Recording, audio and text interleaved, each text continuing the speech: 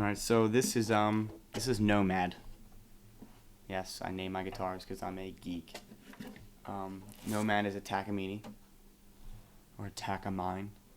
Um, and back in the day, when Silvertide was touring and stuff, and we were writing songs for our first record, I think. Don't really remember that much, but Takamine gave us all guitars. They sponsored us, and it's seriously my favorite guitar. I have like an Ovation. I have a Fender. I even had a Martin that I got rid of. And this one I kept the entire time, and I refused to get rid of it, even though has a lot of wear and tear and only 4 years.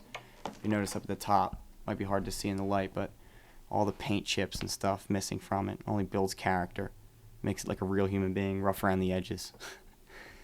And down here, this is from playing the pick too hard and hitting the guitar. There's a crack right there. There's little divot holes and stuff, little dips, and big dings in the neck, chip back here. And like I said, it's rough around the edges like a human being. Nothing's perfect, nothing's balanced, and either is my guitar. Now, when they gave it to me, it was great.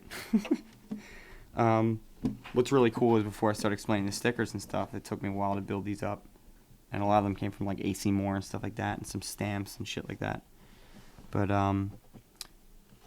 for a long time, everybody was always really antsy about leaving their guitars in the van or the bus whenever we were touring. They always thought it's going to break, it's going to fall. And I'm the opposite end of it. I really don't care about if things break. So I would leave it out in the front lounge of the bus or in the van outside of the hardshell case that they gave me, so that if I felt like writing a song or anybody in the band felt like writing a song, it was there, and it was a tool to be used, just because that's what it is. It's a guitar. It's meant to be used. It's meant to be beaten up and get dusty and then wipe the dust off and clean it again and restring it and all that fun stuff. So if it doesn't get a little dings, that means that it's not being played properly by musicians. So it got really dirty over time, and instead of polishing it and cleaning it up, I just started covering dings with stickers. That eventually became a small obsession.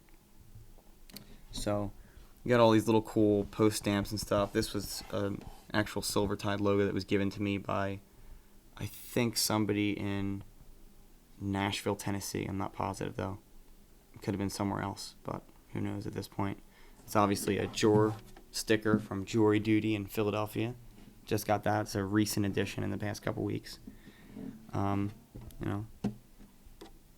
Flags and suitcases and passports and postage stamps.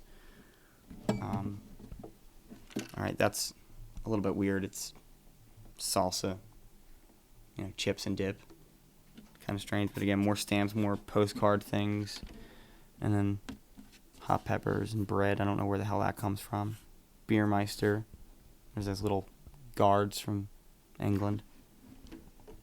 And a few more on the back. But yeah, I'm a big fan of like old cool things. Like I've always wanted one of those suitcases. I don't know why. I'm a geek. I've always wanted one, and I pretty much have a duffel bag when I do tour. I throw everything in a duffel bag, a green army bag, and I go with it instead of paying for expensive luggage, which I did once, and that was a big mistake because it just gets wrecked.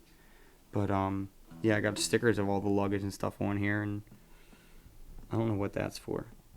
I don't know why I decided to put little arrows going around it, but it's an interesting guitar, and it's mine, and I'm a bit chaotic, so I like to reflect. I don't know.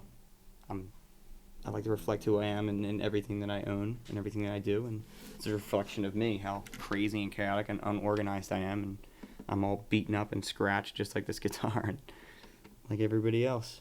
But it's an awesome guitar. It still sounds great after all these many years, and a funny story, actually.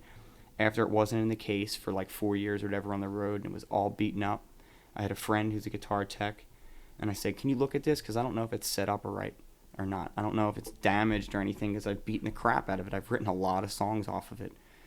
And he is a very good guitar tech, knows what he's doing. He looked over the entire thing, and it was perfect. It was in spec. Perfect. As if it had just come out of the factory 10 minutes before. And that's pretty awesome, that you could get a guitar that you can beat up that much, and it still feels like that. It also has an onboard tuner, which is pretty rad. if you're traveling a lot and stuff and you don't feel like carrying a separate tuner with you, because you can always just adjust it, double check before any takes or anything. You know, your EQ and stuff like that. It has a mute button. It doesn't really show unless it has a cable put into it, and that's where you plug in the 1/4-inch jack. But you know, if you're in the middle of recording something and you actually plug it in, you can mute it so that it doesn't have any feedback or anything like that. It's an awesome guitar though. It's Nomad, and hi Nomad. I'm saying hi to all of you.